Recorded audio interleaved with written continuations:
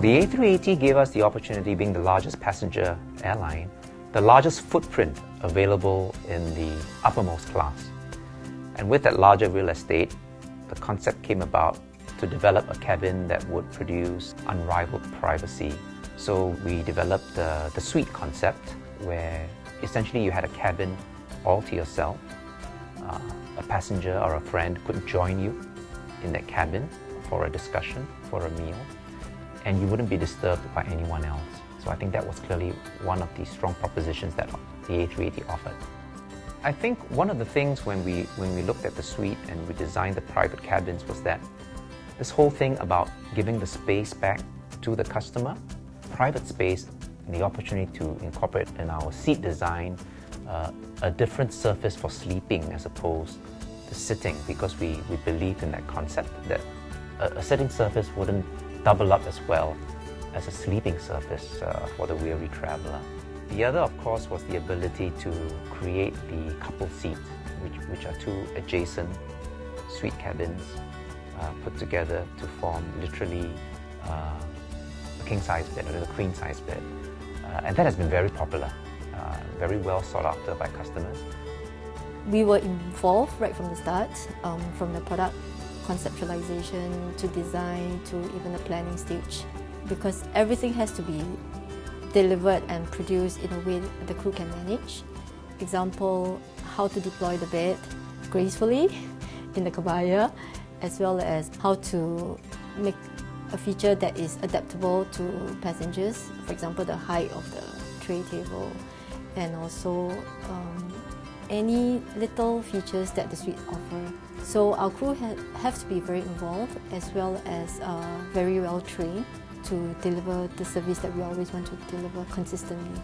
The service on the 380 is a lot different from the rest of the aircraft type. Is also because it's more personalized. You actually literally go into a room together with the passengers, and you are something like their own personal butler, and it's more luxurious also. And for couples, you even get to have a queen-size bed during your honeymoon, and the whole experience, I guess, makes our suite special and different from anyone else's.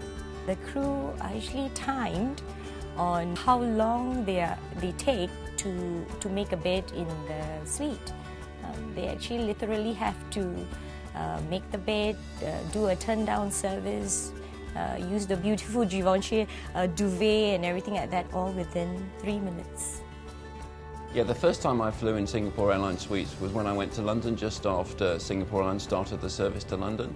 I was really wowed by the cabin and the suite and just the whole sort of seat arrangement. The space is incredible compared to what you would get in a traditional first-class suite. So the privacy and the extra space you get makes it feel very different to being on an airline. So you can sort of close the door and be in your own world, which does make it feel quite different and quite special. When I'm travelling, I work often on, if the flight is during the day, on a nighttime flight I'll tend to go to sleep. But what I find in the suites is the area and the space for working is very good indeed. You've got lots of room, you've got a decent sized table, you've got plugs to plug your computer and things into.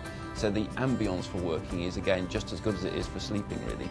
I think what Singapore Airlines does is actually tailor their experience to suit you and what you need on each occasion. So therefore, actually, they cope with intolerant, impatient people like myself.